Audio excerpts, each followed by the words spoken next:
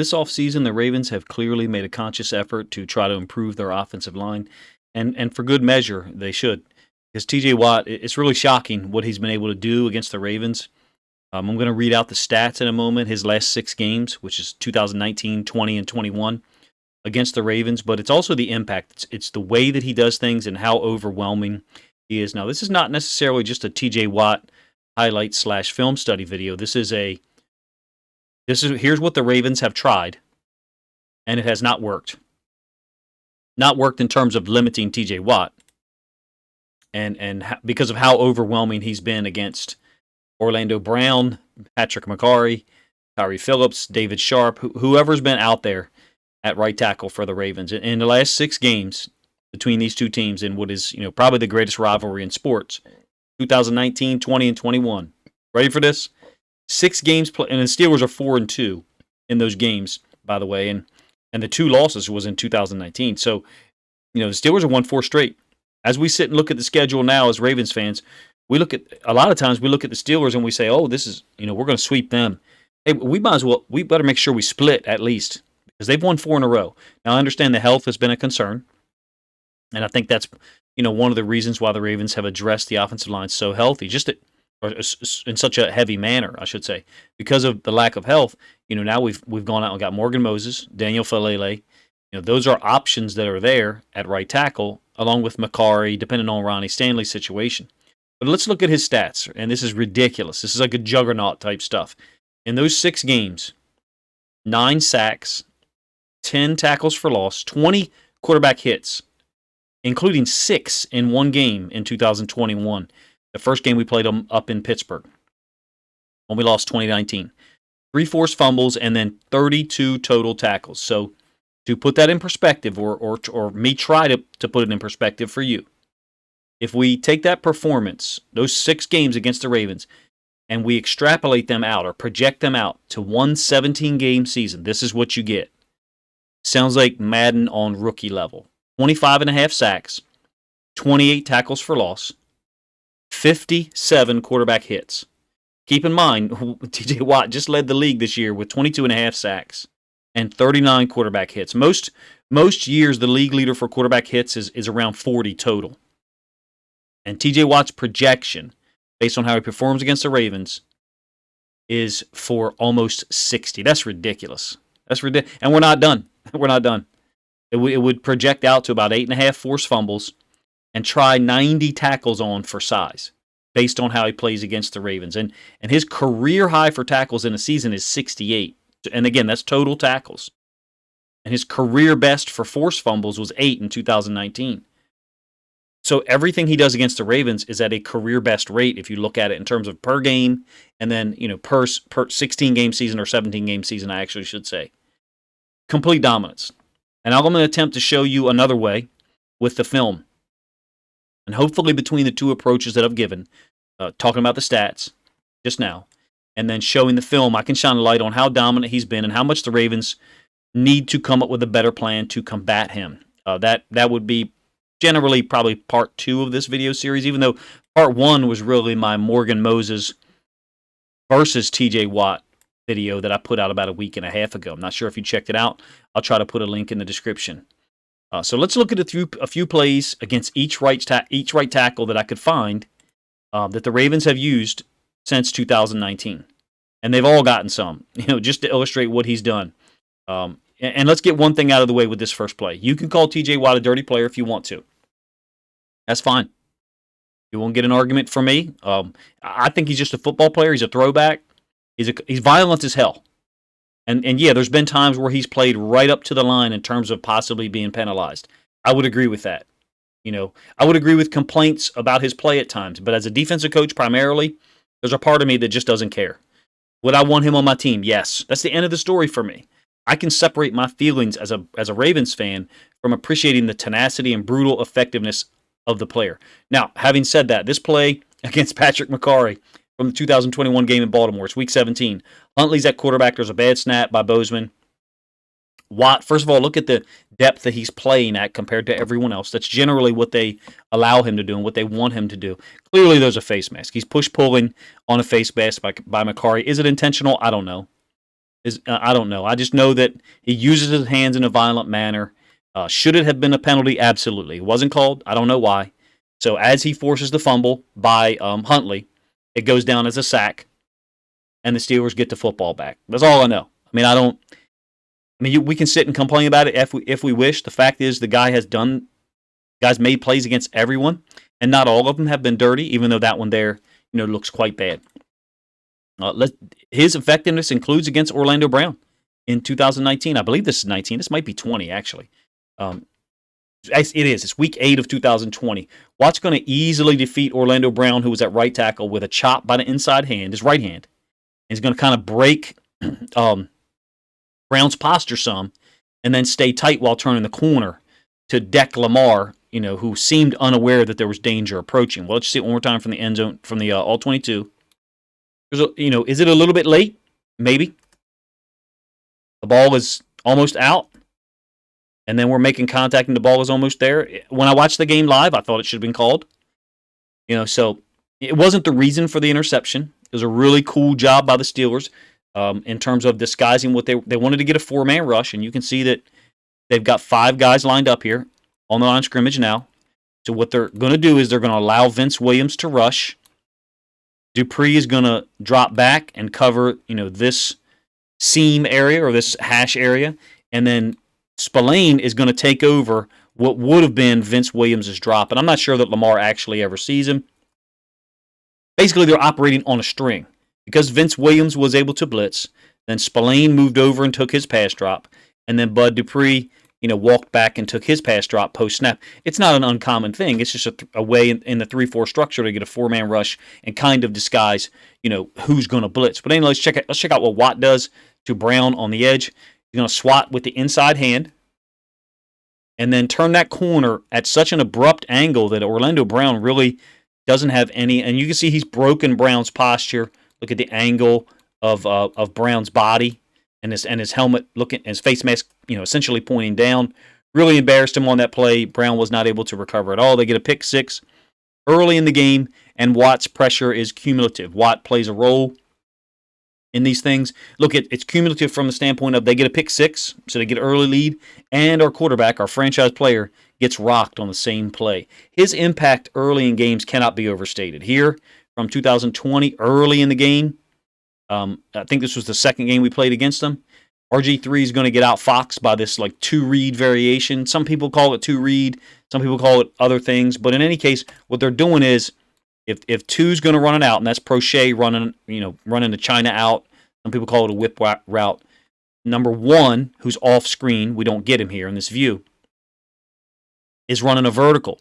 So the safety is going to take him vertically. And what that allows is it allows Joe Hayden to go ahead and jump that China out or that whip route. So that's just the explanation of it, but let's check out the technique that Watt uses. He rushes past Fluker, clearly hits, RG3 as the ball is out. But sometimes in these situations, look, this is an embarrassing mismatch in terms of speed and athleticism. Watt using the same hand, inside hand to swat and then rip on the speed rush. Somewhat similar to what he did to Orlando Brown, but Fluker's body is turned and is turned more, I believe, than Orlando Brown's body was turned, and the technique works. Again, it's a mismatch. He clearly hits him after the ball is out, but sometimes when there's contact with the tackle who's beat, so the tackle continues to try to ride him, that contact can kind of influence or nudge the pass rusher into the quarterback, and maybe that's why it doesn't get called. But it is a consistent thing with TJ Watt. Again, I don't complain about it as much as other people. Whether it did or didn't get called doesn't matter here. What I'm concerned with is the consistent impact that Watt has on our passing game, no matter who is out there at right tackle. This is against Macari. And look, I believe Macari was not playing at 100% as the 2021 season neared its end. This is, I believe, the last regular season game of the year. You can see that Huntley's in the game at quarterback. We've got Macari at right tackle. I believe he was compromised. I believe his strength was compromised. Some of his quickness was compromised. He originally got hurt in the Steelers, the first game against the Steelers. But you can see Watt gets a chip by Tomlinson, the tight end, and he beats that with a quick inside hand, frame up, and then rip. And then does essentially the same thing to Macari. who looked really slow against this wide rush angle. All of our tackles had trouble with this wide rush angle. I understand why he was there because we're putting a tight end to that side to try to chip him. So T.J. Watt just lines up wider and beats both of them with an inside rip. And now, again, it's brutally efficient. His use of his inside arm is elite, and it's a complete mismatch against both of them. Would a fully healthy Macari have been better in that situation? Yeah, definitely possible. But it's also possible that wide angle might just be something that none of our right tackles have been suited to handle against a freak athlete like T.J. Watt. All right, same alignment, wide rush angle. He's going to bulldoze Tyree Phillips here. Week 13 of 2021, the game that we lost 2019. Watt had 3.5 sacks in this game, if I recall. And I think he should have been credited with another one. He destroyed us off that right side. Again, this is a really bad. This is a mismatch in their favor. Clearly, Phillips is not capable of handling really any of his moves. To be honest with you, especially not the speed rush or the bull rush. It's insane. Okay, it's 6 quarterback hits in that game, like I mentioned before. That's insane.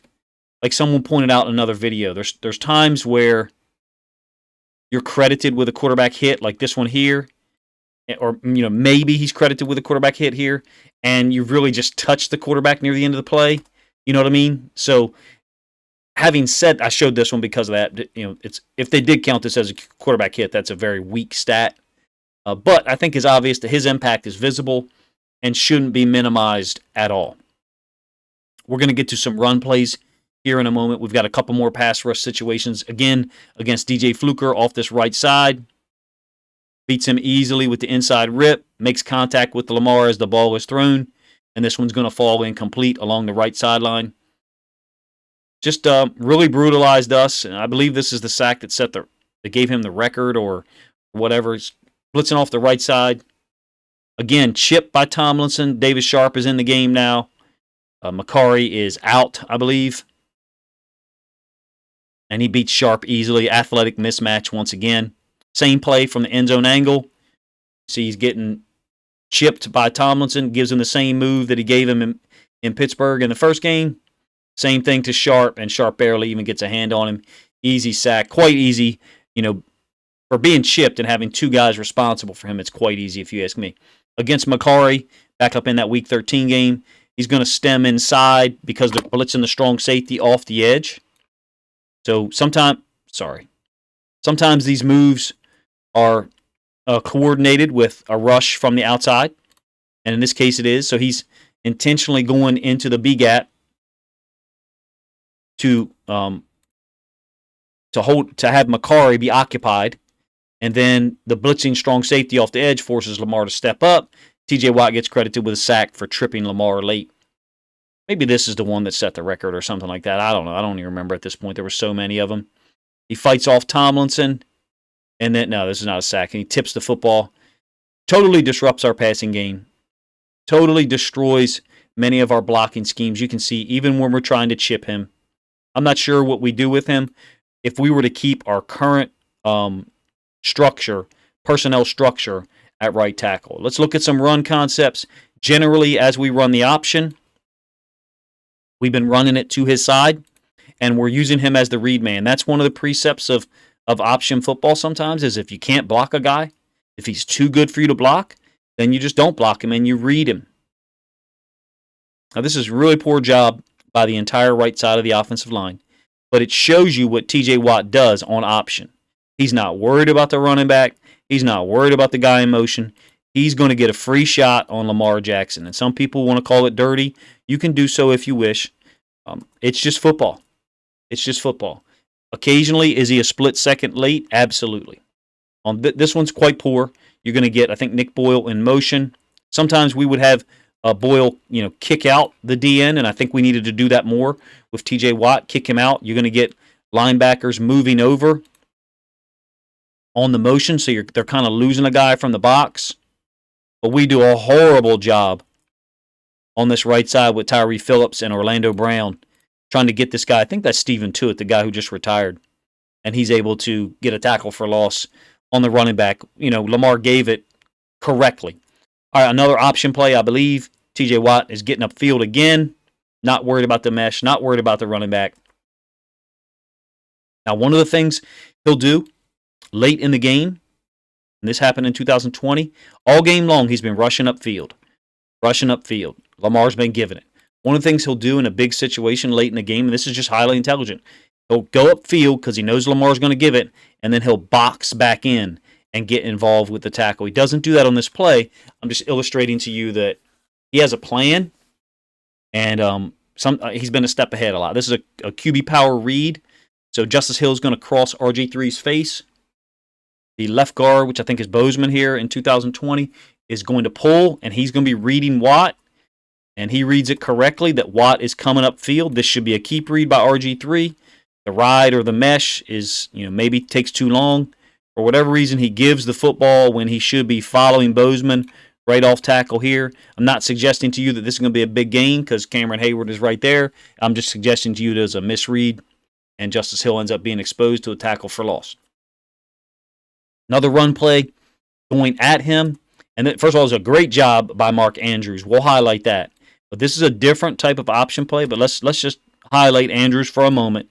He's going to chip Steven to it, and then he's going to work up to Vince Williams and just ride Vince Williams out of here to the sideline. You'll see Dobbins make a nice cut off of Andrews' block. There's Andrews on Vince Williams, who is a criminally underrated football player, really good run defender. Andrews just riding him out of there. And there's Dobbins cutting off that block. Great effort by Dobbins. Let's highlight TJ Watt a little bit since this video is about him. He does get hands on Andrews, but we're not trying to block him. He's engaging Andrews. Ricard is moving outside for presumably the strong safety.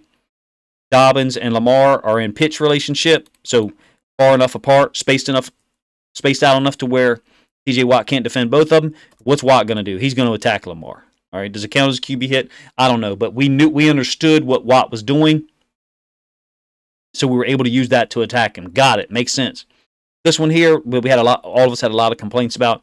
We can argue about whether we should have run it or not in this 2-point situation. What we cannot argue though is that TJ Watt clearly disrupted the play, being unblocked, and forces Lamar to kind of fade in and throw the football at a slightly different angle than he had thrown it. Against the Colts in Week 5 when we easily converted this pass for a 2-point conversion. Andrews unable to control the football. Is reading TJ Watt and leaving him unblocked the best way to attack him? I don't know. I mean, the guy plays 60, 65, 70 snaps a game. Maybe we could kick him out and run at him some more and make him have to deal with a blocker rather than being unblocked in so many situations. All right, this one's kind of unbelievable. He's going to cover Marquise Brown on this little out and up. I think this is as we were trying to make a comeback late in that game. I may be wrong. Quite impressive, if you ask me, for a 3-4 outside linebacker to cover a guy as fast as Marquise Brown on an out and up. Now, he does end up getting beat here from the standpoint of Brown's going to be past him. But watch, using the sideline and his shoulders and his body on the inside to make the angle really difficult. Throw it to. You can't really throw it further out here, lofted at all, because if you do, Marquise Brown's going to get rocked or it's going to be intercepted. Elite player that we have not figured out how to account for. Beyond elite. He's a Hall of Fame talent, if you ask me. I said that last year in the offseason. A couple of more plays here, and then I would be interested in some of you guys' thoughts. Stretch play to our right. Unbelievable effort. Duvernay puts hands on him at first. Engages Tomlinson, sheds Tomlinson, makes the tackle by himself. I did not include the end zone angle. I probably should have. Unbelievable play. I don't know what you do with a guy like that. I just advocated for blocking him some. I guess what you do is you try to wear his ass out so that he's got to take 4 or 5 breathers a game like this. You see he's not on the field in our rematch in Baltimore in the last game of the regular season. And if you don't remember, this is a power play to Latavius Murray. Of course, he had a huge game that day. And you can see we get everybody blocked. This is a great job by Josh Oliver and a great job by the pulling guard, which I think is Ben Cleveland, running back. Tomlinson's going to kick out 48, who's in presumably for Watt. Oliver is going to combo on 92 to the backside inside linebacker, which is Spillane. And then Cleveland's going to pull. And I think he's going to get the front side inside linebacker, which is Devin Bush, I believe. Yep, there's Oliver. Cleveland's getting out there quick. Got everybody blocked up. Sorry. Got everybody blocked up. I'll let it sit. Oliver, great job. Cleveland, great job. Tomlinson did a good job on the kick-out block. T.J. Watt off the field is our best way to attack this defense in some cases in the last couple of years. Obviously, I'm a Ravens fan. I want us to figure out how to combat this guy. I'm not sure what the answer is. Number one, improving the talent at right tackle. Check. We've done that. We signed Morgan Moses. Patrick McCarry's there as an option, and I think McCarry is quick, smart, and experienced. Played a hell of a lot of games in the last 3 years. Daniel Falele was drafted. I'm really excited about the talent, depth, and experience that we have available on this offensive line.